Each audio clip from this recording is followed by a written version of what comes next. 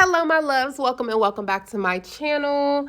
While you are here, go ahead and like the video before you forget and hit subscribe if you're feeling the vibe, period. It is Wednesday, it is hump day. Y'all, we are almost to the end of the week, so I hope you guys are enjoying your Wednesday. Now, I have officially recorded my first video for my personal channel, so those of you who have subscribed already, I really appreciate that. Thank you. I'm glad that you guys are interested in getting to know little old me, so I appreciate that. And I'm going to be going deep to this video, y'all. So if you have not already watched my divorce story, you might want to watch it before I post the second video, because it's going to be labeled something like 1 year after divorce, like what's been going on, updated status, my love life, like what has happened since I have officially been divorced for 1 year.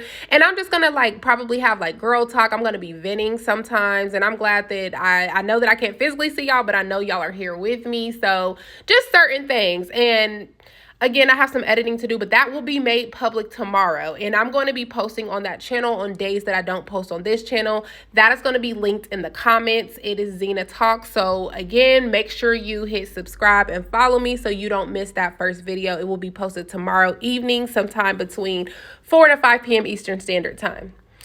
Now, let's get into today's video. Y'all know I am huge on spirituality. Spirituality has changed my life, literally. And anybody who I have put on to spirituality has also changed their life. Like, I have proof, but we're not going to get into that. But anyways, it's really important. And the more that people tap into their spiritual journey and their spiritual awareness, they will see their life really change, because when God got you, God got you. When your spirit guides got you, they got you. So it's like, you will steer away from so much harm, y'all. You will be able to navigate through like who's for you, who's not for you, and that's with love, family, friends, etc. So it's so important to me to like tell people just to tap into your spiritual journey. Like, even if you don't feel like you're good at it, you don't know where to start, like just tap into your spiritual journey. And I will be working on spiritual coaching soon. So yeah, so we're going to be watching stories today about if I would not have listened to my intuition or gut, this would have happened. And these are crazy stories. One of the stories literally made me get chills and tear up, y'all, because I could only picture if that was me. So they're very good. So go ahead and watch the stories. I will be back at the end with my commentary. Tell me your craziest story about intuition and how it ended up being true. I want to be freaked out. I want to hear these. So this was probably like 2013, I want to say, when this happened. I was going to the tanning salon at a place in West Loop on Madison, and it was after work. I like talked to my mom when I got off work, and I was telling her like, I'm on my way home. I'm going to go to the tanning salon and then I'll be home. So I go to the tanning salon, and there's this guy there. This is only like my second or third time that I've been there, but the first time that I've gone at night. There's a guy there. He's like talking to me. He's like, oh, like I just ordered pizza. Like I'm going to have pizza getting delivered here soon, blah, blah, blah. Like, you should join me after you're done tanning. Like, we don't close the salon for like another hour or two, like something to like pass the time, like very persuasive and like just trying to get me to stay and have freaking pizza with him. So after about like 10 minutes of him freaking yapping, I go back into the room, and normally you tan in the nude, right? Like completely nude. For some reason I did not feel comfortable, and I felt like I was being watched, or I felt like uneasy. So I tanned in my underwear. I was so uncomfortable just being there, and like just so uneasy that I didn't even tan like the whole 20 minutes. I think I was only there for like maybe like 10 minutes or less. Like I was just like, I just want to go home. Like I don't feel comfortable or safe here. And it was just me and him. Like there weren't any other people there. So I get dressed, I come out, and he's still like talking to me. He's like, oh, like the food just got delivered. Like you should have dinner with me. Blah, blah, blah. Like I own the salon, all this stuff, like going on and on. And then after like the 20th time of me saying no, my mom calls me, and she was just like, hey, where are you? Like, I thought you said you were on your way home. Like you were just going to go tan and then be on your way home. Like it's been almost an hour. Like you should have been home already. Are you okay? And I was just like, oh yeah, I'm fine. Like I'll be there in a little bit. So finally I go home, and I was just like, I'm never going, like I literally told my mom when I got there, I was like, that guy just made me feel so weird, like uncomfortable. Like, I don't know. He just gave me like the creeps. Like I just like, I'm never going back there at night. I'm only going to go during the day when I know there's other people around, or a busier time, pretty much.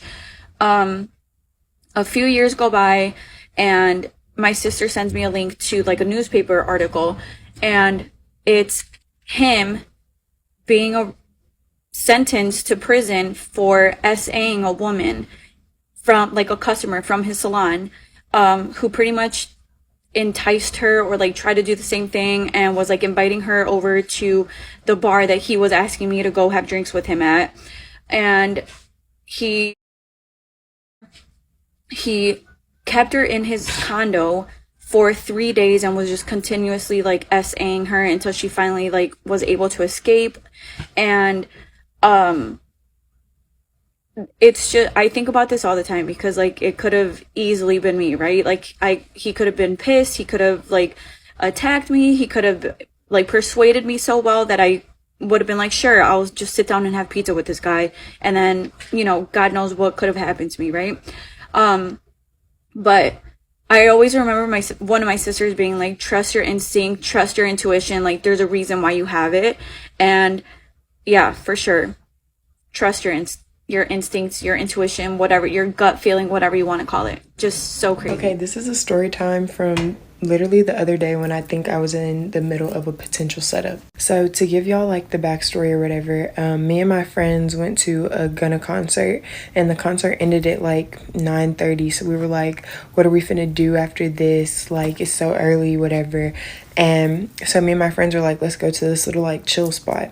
So we ended up going, and we didn't stay there long. And one of my friends, she like made me mad. So I was like, I'm just gonna go home. Like, I don't care if it's like 11, like I'm just gonna go home. So I go home, and I'm literally at home for like an hour and a half, 2 hours. And me and this friend, we never stay mad at each other long, because like it's not that deep. But she called me and she was like, hey, like I need you to come somewhere with me. I'm with 2 people and I don't want to be by myself. And I was like, okay, whatever, like if you come get me, I'll go with you. And she wanted to go to like this Airbnb that she had got invited to while she was out at another club after I had left. So yeah.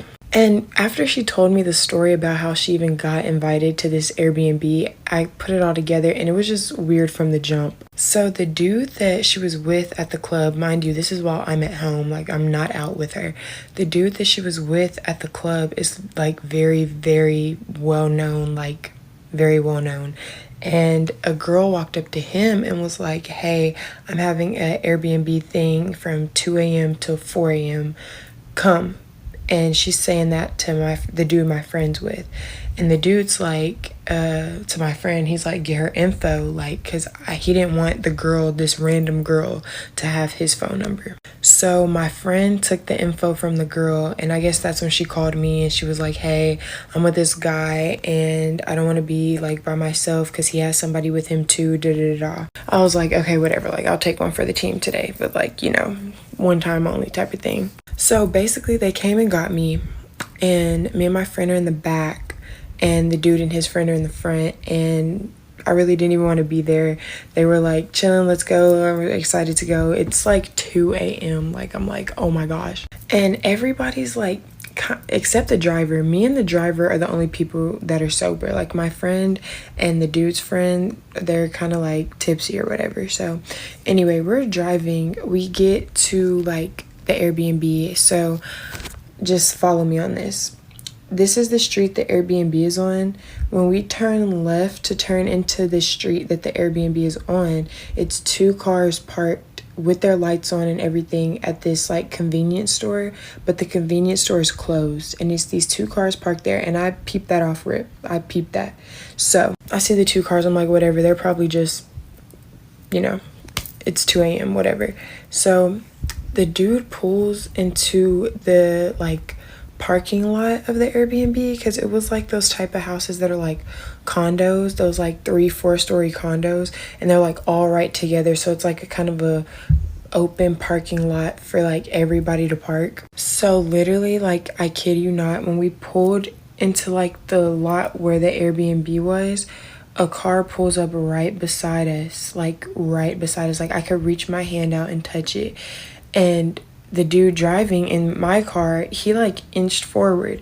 And when we inched forward, this car inched forward. And he inched forward again. And this car comes and he completely like comes in front of us so we can't go straight. Like he's blocking us from going straight. So immediately I'm like, oh no, no, no, no, no. So I look back because I'm in the back seat.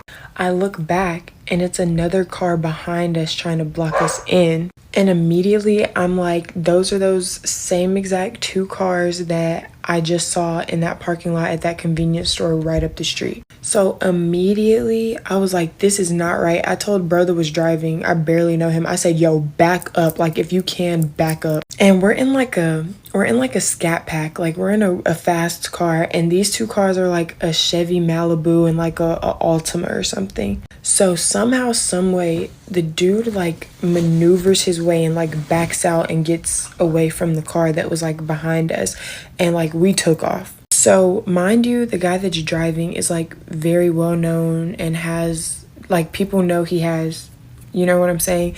And I asked, like when we drove off, I was like, when y'all were just at the club, like did you bring this car? Like were you in this car? Did people see you get in this car? And he was like, yeah, like this is the car we had at the club or whatever. And I was just like, this seems like this is not right. So we kind of like drove around in circles for a little bit in the neighborhood, and I kid you not, these people were following us. Like the Malibu, I look back and they were behind us again. The dude had to like do the dash. Like I was like, hey, take me home. Take me home. I don't know who got it out for you, who got it out for him, who got it out for whoever, but take me home because something isn't right. And I felt it in my chest, like something was not right. And so in the midst of us like driving around, because my friend and his friend were like, I mean, we can just go back, like that's just a coincidence. And like me and the dude driving were like, yeah, no, that was not okay. Like that was like a setup type of thing, or like I don't know. And some guy who was at the Airbnb miraculously called the guy driving after we had like pulled off really quick and was like, yo, like where you at?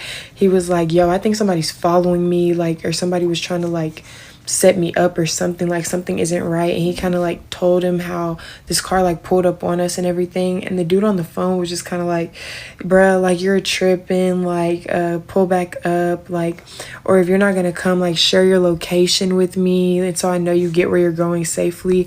That was weird to me because this is supposed to be your friend and he didn't even ask like if you were okay, like where you were, like whatever. Like then the girl that was at the club that invited them didn't even know this man, like doesn't know him from a can of paint, and was like, hey, like come to my party, like from 2 to 4 specifically. Like everything about it was weird, and I feel like it could have been like, I don't want to say a coincidence because that it was weird regardless. Like I feel like that was a setup, I don't know. But yeah, I told them to take me home and I will not be going anywhere with them again, like again. So I don't know if this is intuition or if this was just a guardian angel. So my son was about 10 or 11 months. He wasn't walking yet. And at that time I was working during the day and I was taking college courses at night. And when I got home from work, I'm chilling with my baby. Everyone was outside. All the elders were outside just hanging out. It was summertime. And my son's father had meat on the grill. After a while I was like, hey, you know, I got class tonight, so take the baby so I could sleep for like 2 hours. He's like, oh, okay. So he takes the baby. I go to sleep. I am in a deep sleep, knocked unconscious. And then I hear this voice say, get up. It was a man's voice and it jumped me out of my sleep. And I'm thinking I'm about to see like my son's father, like, hey, yo, you know, you're oversleeping, get up. But when I jumped out of my sleep, I looked around. Nobody was there. No one was there. But then when I finally like kind of came to my senses, I heard a voice say, Jesus Christ, get the baby. And my son's father, they're all from Trinidad, so this is a Trini accent, so I know, okay, this is coming from the backyard. This isn't coming, like, it's not the neighbor. Something told me like, get the fuck out the bed. So once I hear Jesus Christ, get the baby, I jumped out the bed. I looked in my living room, there's Legos, no baby. I looked in my son's room, he's not in the playpen. So I'm walking down the hall and I see my son's father. He had a man cave and he would never leave the door open because, you know, the guys be back there watching sports and stuff. So the door's open, and I'm like, that's odd. Junior never leaves that door open. And I hear screaming, Jesus Christ, get the... So as I look, my baby is hanging out the window. Just, is my child is grown, he's 15, but just still thinking about it makes me... So I grabbed my son by his little ankles, and I just hugged him, and I screamed. I screamed so hard that I made my child scream. Like, I'm getting emotional just thinking about it. I held him, and I screamed, and I screamed. And like 30 seconds into it, my son's father is upstairs, and I've never seen that man scared. I never seen, when I tell you the look of fear in that man's eyes, that by the time like he realized the baby was okay and he was trying to like to calm me down, he was just like, where the f is Dawn? So I was like, Dawn? He's like, I told Dawn to watch him. So apparently, like I said, everybody was liming outside, but he was upstairs with his cousin watching the game, and he basically told his cousin, hey, watch the baby for 2 minutes, let me just go and check on the meat on the grill. So he went back in the backyard to flip the meat.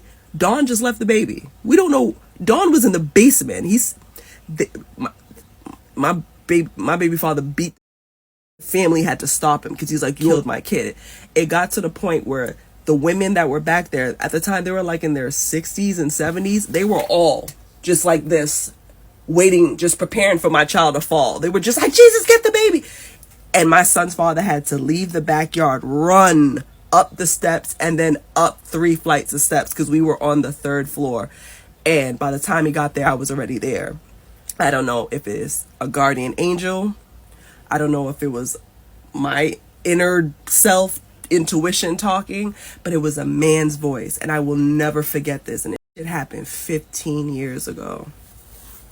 Have you ever had a gut feeling that your partner was cheating and you were right? Let me tell you how I caught one of my exes cheating using my intuition. Real quick, my name's Keisha, and I'm an intuitive energetic healer. So one day my ex is at my house and he leaves his computer and goes to the store or something. And I'm cleaning, minding my own business, and I hear this voice say, you need to check his computer right now. And I'm thinking to myself, I'm like, I don't even know this man's password, but okay. So I kid you not, I literally hear his password and I'm like, I'll give it a try, why not? So I open his computer, type in the password that I heard. It worked. Not only did it open the computer, but the message app popped up, scrolled all the way to the top to the person that he was cheating on me with. Y'all, I had timestamps. I read the whole conversation, videos, all of it. There was no lying your way out of that one. I had it all. Your intuition, it's literally never wrong. Never. It's always right. So anyways, I would love to know if you guys have any like crazy intuitive, like catching your man or your girl cheating. Let me know. So your intuition is real. Like, I know some people are like atheists and they don't believe in like God, spirituality, etc. And that's fine, okay? But I'm a very spiritual person, and those who are spiritual as well are just interested in it. I definitely feel like you should work on your spiritual journey because the spiritual world exists. And I feel like the more that we're tuned in and tapped in, the more spiritually protected we become. Like, these stories just tell us that. Like, we have that gut feeling, and then how many times do we like not listen to that gut feeling, and then we be like, dang, I should have listened. Like, I don't know how many times I walked out of the house and I forgot something and something told me to double check, and I'm like, no, I got it. And then I find out when I get there I don't got it. So it's definitely there for a reason, or I feel like if it didn't exist, it wouldn't happen. So I feel like our gut, our intuition is there for a reason. And the story that made me tear up is when that mother was trying to get some sleep because she had class that night, and then she heard something say get up, and she thought it was her baby daddy, and it wasn't. And then she got up and went to his man cave and saw her baby dang near about to fall out the window, and she hurried up and grabbed his ankles and screamed. When I tell y'all I got chills and like my eyes got watery, oh my gosh, because I can only imagine. And it's like, it's hard because it's like, especially when you're a single mother, luckily she wasn't, but it like she had her baby daddy there, but it's like you can only wish and hope that your children do right and is protected when you're not with them. Like right now, my babies are small, they're under my care, right? But they're not going to always be that way. They're going to be getting older to where they want to hang out with friends. They want to go to the mall. They want to go to the movies. They want to go to parties. Like, and we can protect them as much as we want, but we're not going to always be with them. And sometimes if you try to do too much protecting them and overbearing them, they're going to sneak and do it. So I feel like the only thing else I can depend on is my spirituality. God, please protect my children, my family. Spirit guides, please be with them. Angels, be next to them when they are around certain spirits, around certain energies, because we don't know. We literally just don't know. And the fact that they found secret tunnels in Disney World, that lets you know how crazy this world is when it comes to stuff that can happen to people, children, etc., which that's a whole nother rabbit hole. But I just definitely believe in this stuff. I feel like it's real, and it definitely is beneficial to use your intuition gut when it comes to meeting friends, when it comes to certain people coming around you, when it comes to family. Like it's definitely important, I feel like, to tap into that, practice that, pray for it. That way you have discernment and like what you should be doing, what you shouldn't be doing, who you should be around, who you shouldn't be around. So somebody has to be the spiritual counterpart for their family. Okay, so that's how I feel, and that's what I believe in. Do you guys believe in intuition and guts? Do you guys have any crazy intuition stories? Let me know. Make sure you like, comment, subscribe. Don't forget to follow my personal channel. I will see y'all in the next one.